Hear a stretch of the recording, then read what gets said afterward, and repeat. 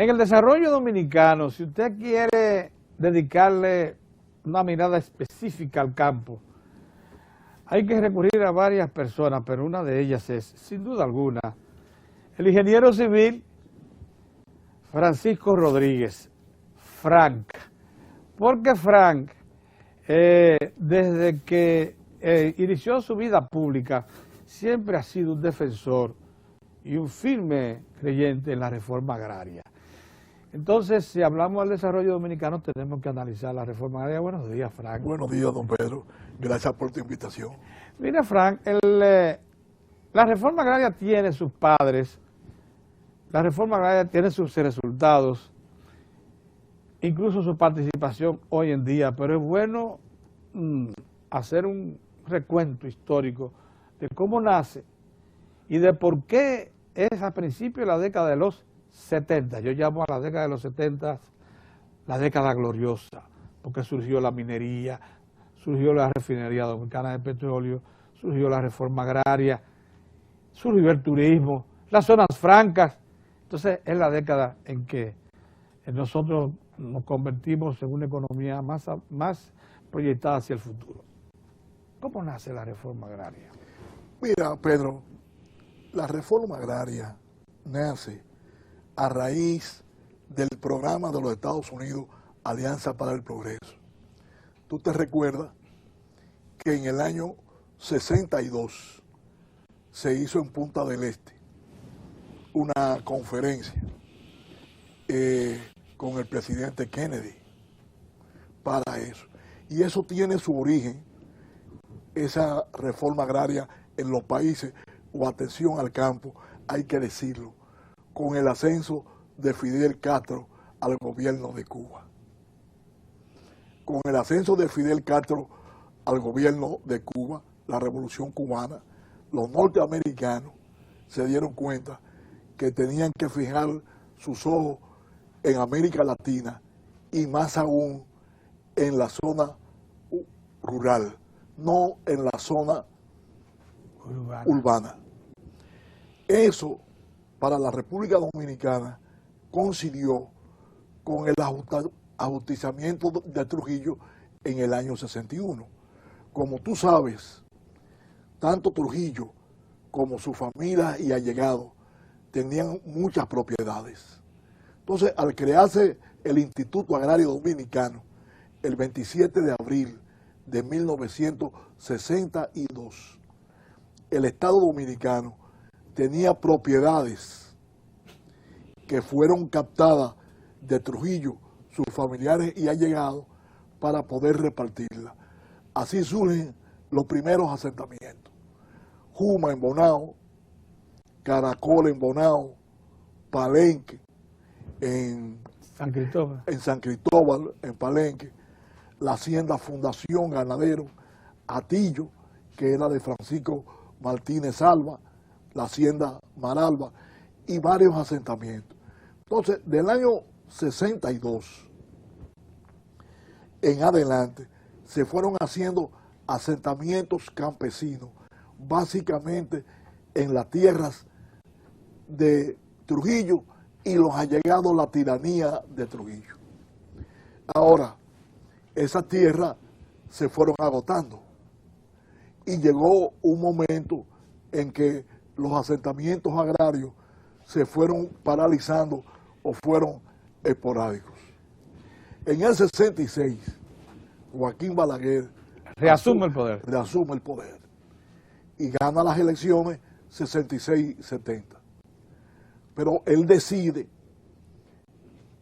en el 70 reelegirse en el 74.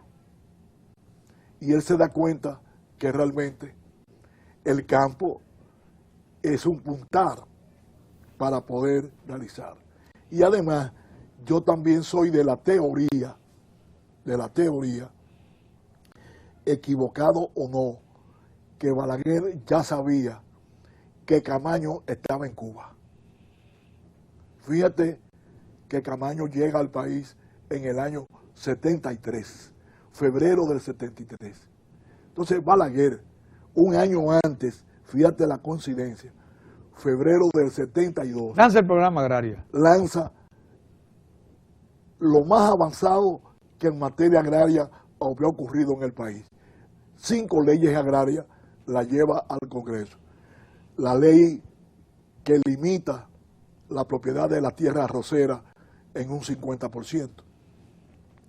La ley del latifundio, la ley de parcería, la ley de tierras baldías y la ley luego que convierte a los asentamientos arroceros derivados de la ley 290 en asentamientos colectivos, con el propósito de que la propiedad no se disperse. Ahora, ¿por qué yo digo eso? Que la posible venida de Camaño influyó, porque al afectar la tierra arrocera a no más de 500 tareas por propietario, Balaguer puede hacer una distribución masiva y efectiva. ¿Por qué? Porque en el arroz era el cultivo de mayor tecnología en la República Dominicana. Irrigado, todo el arroz era bajo riego y además eran los trabajadores que tenían mayor preparación. Por eso Balaguer comienza a repartir la tierra arrocera. ¿Y a quiénes se la distribuye? Básicamente a los propios trabajadores de los dueños de la tierra arrocera, con lo cual, aparte de una transferencia de tierra, también fue una transferencia de dueños y una transferencia de tecnología. Pero además... Con muy buenos resultados, porque hoy en día los asentamientos arroceros entregan más del 50% de la cosecha nacional de arroz. A eso vamos Sí. más adelante. Y además afecta también tierras baldías, declarándolas de utilidad pública. Correcto. Y además afecta parcialmente el latifundio y algunas acciones a favor de la parcería. Tú sabes que la parcería es una figura jurídica donde un dueño le da en usufructo la tierra a agricultores para que ellos le den el 25, el 50, el 60% de la producción, sin que el dueño tenga que poner absolutamente nada, que es una injusticia. Entonces Balaguer afectó también ese sistema. Los asentamientos arroceros fueron un éxito. Y Balaguer, para mí, visionario, mandó al Congreso la ley para que esos asentamientos fueran asentamientos colectivos. Es decir, que no se podía dividir la tierra para mantener... Eso se mantiene todavía, ¿no? No se mantiene. A eso vamos. Para mantener íntegra la propiedad como un todo y que no se pudiera parcelar, vender y dividir. Pero luego, en el gobierno del PRD del 78, eso fue afectado y convirtieron los asentamientos arroceros colectivos en asentamientos asociativos. Es decir, dividieron las parcelas, dándole a cada uno su pedazo, y la asociatividad estaba en la venta, en la compra de insumos, cosa que no funcionó nunca, bajo el criterio de romper la colectividad, de que 5 dedos de la mano no eran iguales, que mucha gente en lo colectivo trabajaba y algunos no, y además asusados por los terratenientes que decían eso con el propósito que si se dividía la tierra, ellos podían comprar parcelas y recuperar lo que antes. Sí.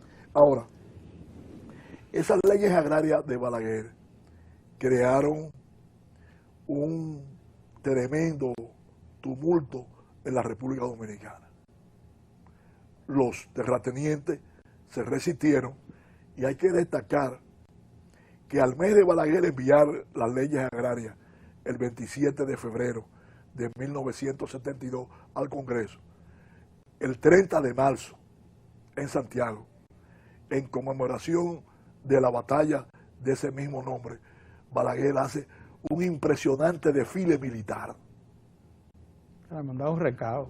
Para mandar un mensaje de que las leyes agrarias iban y de que ello iba adelante. Y consecuentemente con eso, más adelante, como otro mensaje de que las leyes agrarias iban, coloca al frente del Instituto Agrario Dominicano a un general del ejército, el general Rafael Adriano Valdés Hilario, como un mensaje final, entre comillas, de que las leyes agrarias, porque y de que la voluntad era definitiva, la voluntad política no tenía regreso. La voluntad política no tenía regreso. El general Valdés Hilario llega ahí y es el ejecutor de los asentamientos colectivos arroceros y de la aplicación, primera fase, de las leyes agrarias. Balaguer creó también operativamente 5 comisiones para aplicación de cada una de las leyes agrarias. Una comisión para la aplicación de la ley arrocera, una comisión para la aplicación de la tierra baldía y así sucesivamente, porque eso permitía la aplicación simultánea de cada una de las leyes y que cada comisión podía operar independientemente. Eso aceleró tremendamente la reforma agraria y yo creo que es la época de la década del 70 del mayor asentamiento agrario en la República Dominicana. No tenemos cifras para comparar lo que se había hasta ese momento y lo que se incorporó luego. Mira, yo te diría que cuando llegan las leyes agrarias, habría en el país 30, 40 asentamientos campesinos. Con las leyes agrarias se dispara hasta 500, 600 asentamientos campesinos. Bien, Fran. Interesante, porque conjuntamente con esa acción tenemos que recordar que aquí el riego en la República Dominicana dependía esencialmente de canales antiguos como Monsieur Bogar y otros, que tenían limitado alcance. Pero en la década final de los 60, inicio de los 70, se inician las grandes obras de infraestructura hidráulica, primero con las presas de Sabanayegua, que es la que le da el suministro de agua al canal Yaque del Surazua, se inicia también Valdesia, pero por el Cibao se inicia Tavera, te iba a decir, que es la que alimenta al canal Yaque del Norte. Entonces, hubo la previsión de no solamente construir esos grandes embalses, sino también los sistemas de canales de riego. Lo que quiere decir... Perdona que te interrumpa, Pedro, que hay que decir que eso fue también una habilidad de Balaguer, hay que decirlo, porque al construir esas presas, de las cuales se derivaban canales de riego, se irrigaban tierras que antes no se irrigaban, y eso permitía captar tierra para la reforma agraria mediante la ley de cuota parte. Que si un terreno no se irrigaba nunca y el Estado construía un canal y comenzaba a irrigarse, el dueño de la tierra tenía que dar el 50% de la tierra al Instituto Agrario para ser repartida entre agricultores de caso. Eso agregó más tierra disponible más tierra, a la reforma agraria. Y además regadas. Y además regadas. Bueno, entonces a lo que quiero llegar, Frank, haciendo además de este reconocimiento histórico que justicieramente haces, es que entonces la República Dominicana, no obstante su limitado tamaño, apenas 48.000 kilómetros cuadrados, en este momento dispone de 5 billones de tareas bajo riego. Sí, señor. Y esas tierras incluso están garantizadas porque las estructuras que se han creado fundamentalmente en el mismo campo para hacer uso de esos sistemas de riego son estructuras fiables. ¿Cuáles son?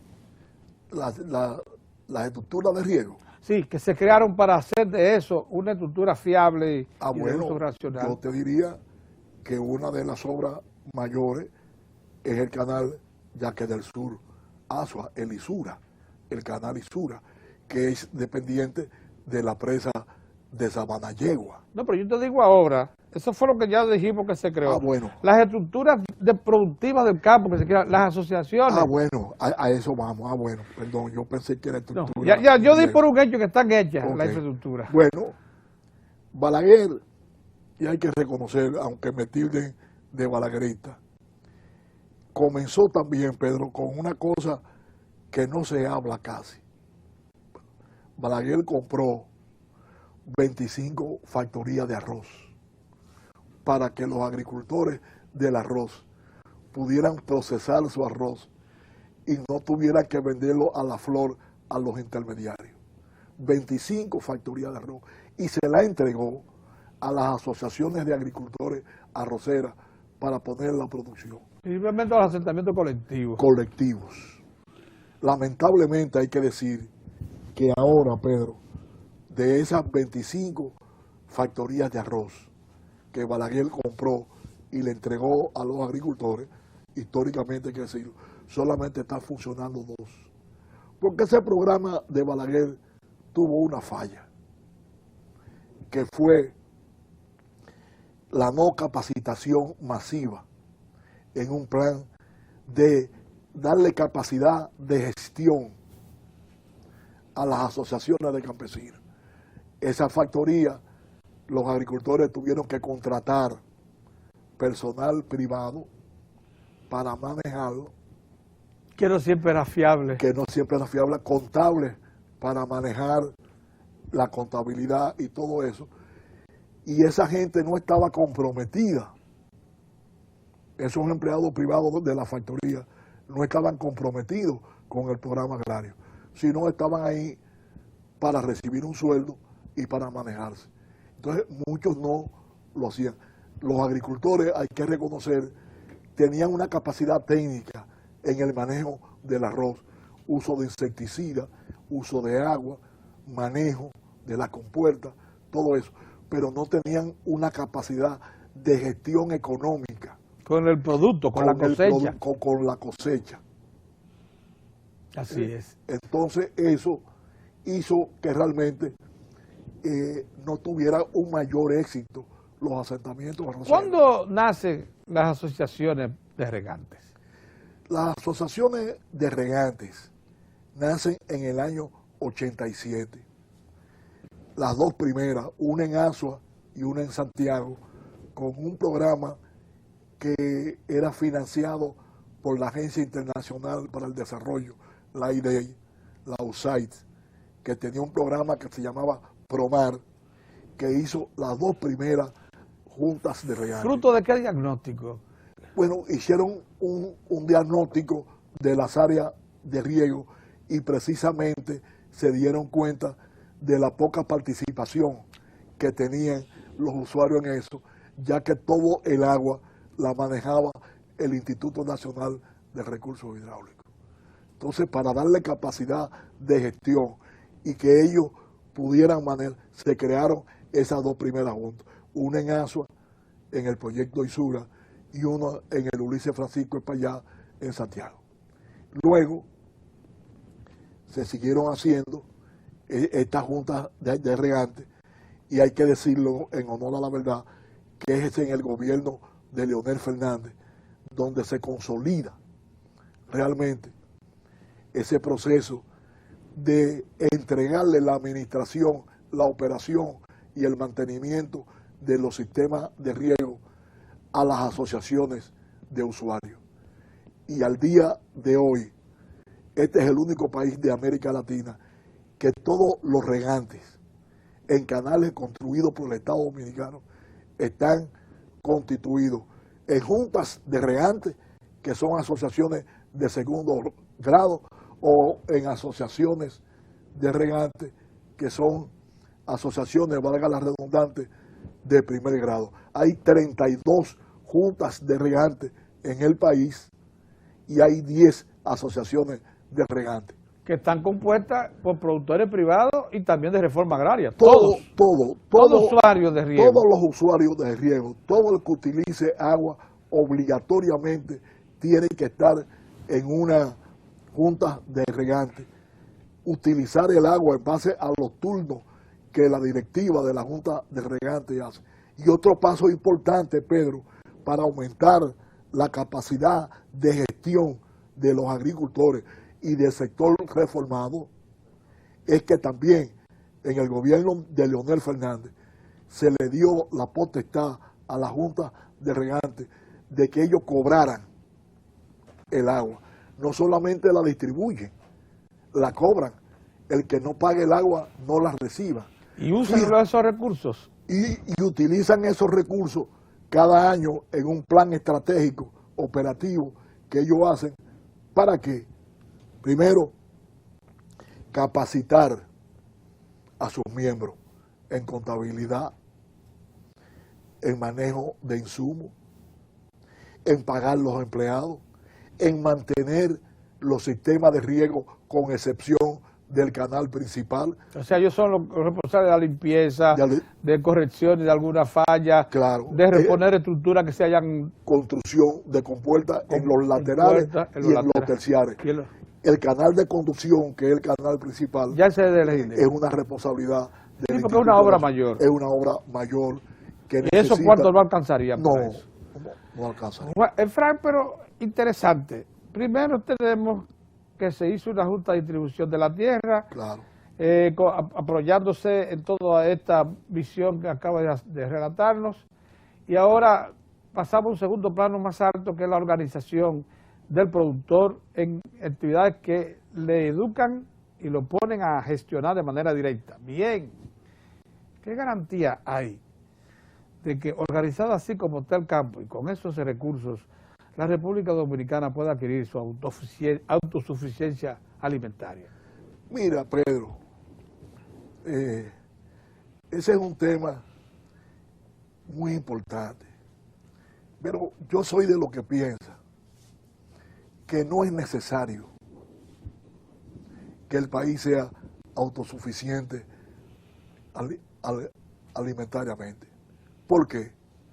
Porque hay productos que nos conviene a nosotros importarlo porque son más baratos y utilizar esa tierra que están sembrándose productos con baja productividad en otros cultivos que son más rentables.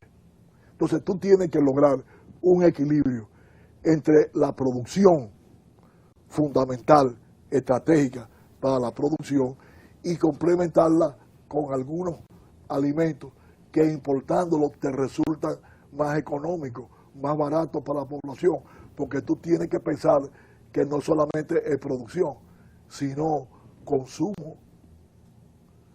Consumo. Cuando aquí se habla de seguridad alimentaria, nada más se habla básicamente de producción agropecuaria, seguridad alimentaria, que el país produzca todo lo que se consume, pero se pierde el elemento principal.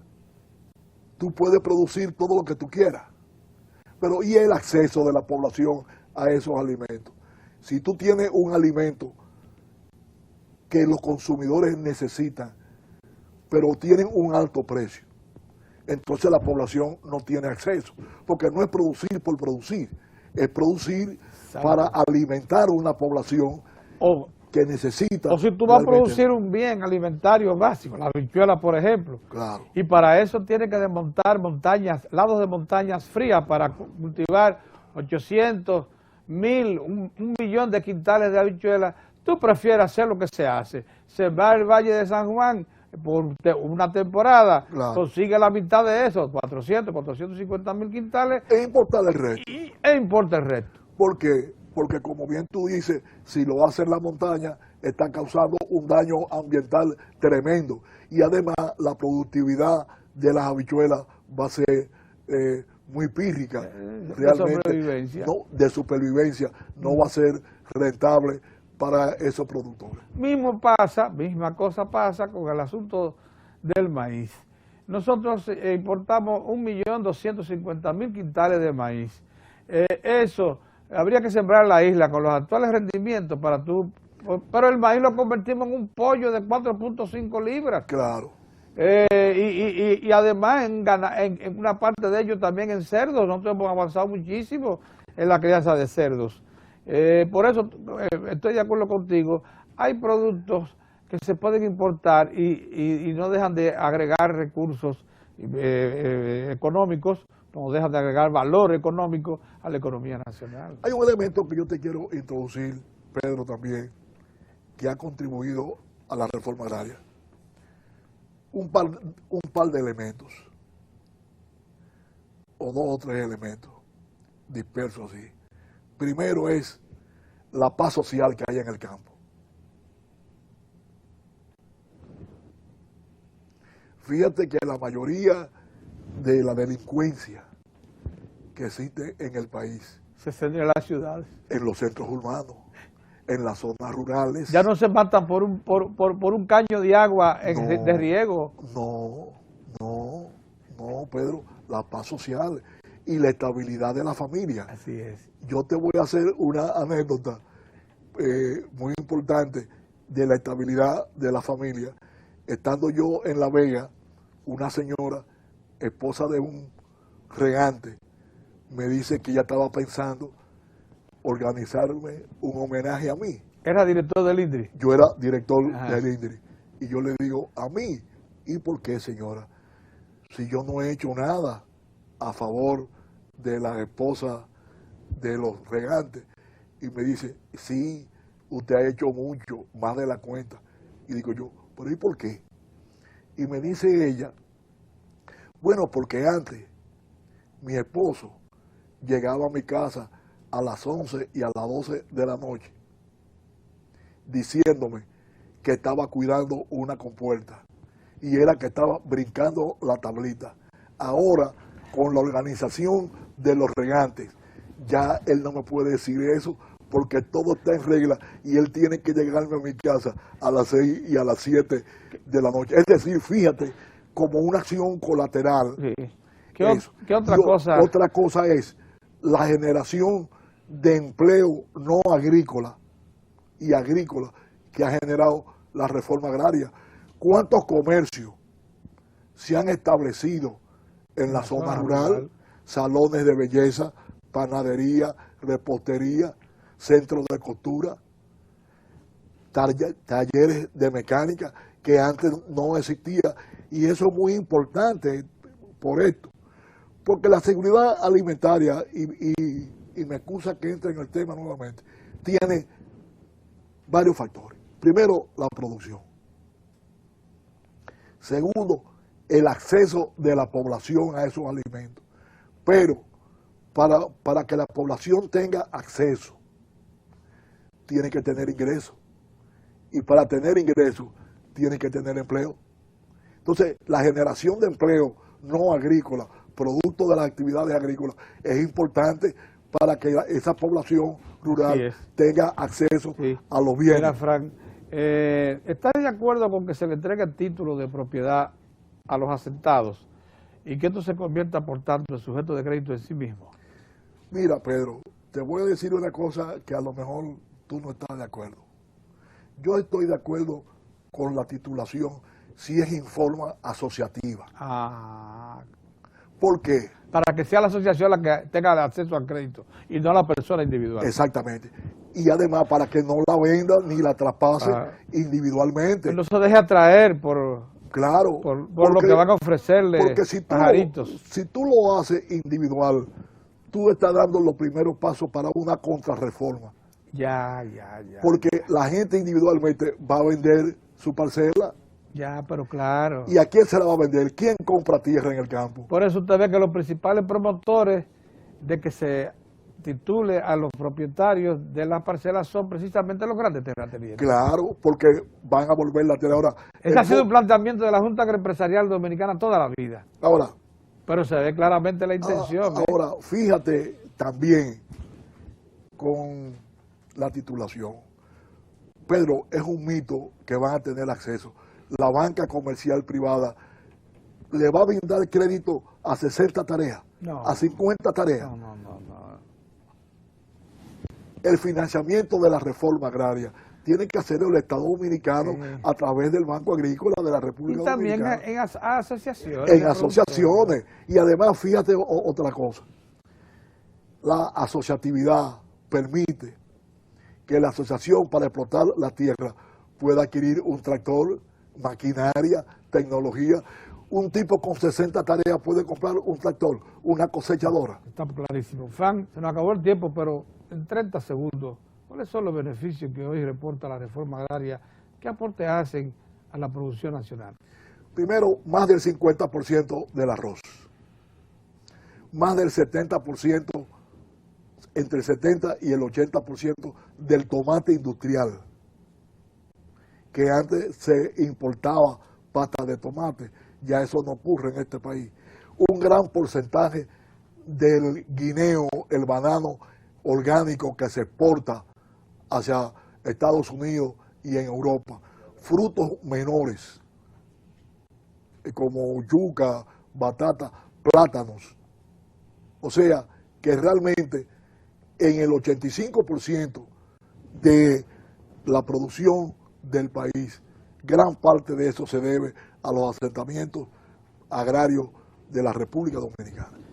¿Cuánto agradecemos al ingeniero Frank Rodríguez, cuya pasión es precisamente promover la reforma agraria, defenderla y ejecutarla en los momentos que le han correspondido funciones públicas relacionadas con el campo, que esté aquí con nosotros para el desarrollo dominicano? Es evidente, lo ha confirmado Frank, que la visión, la atención al campo ha estado relacionada con el crecimiento económico y social dominicano. Muchas gracias, Frank. Y gracias a ustedes también por su atención.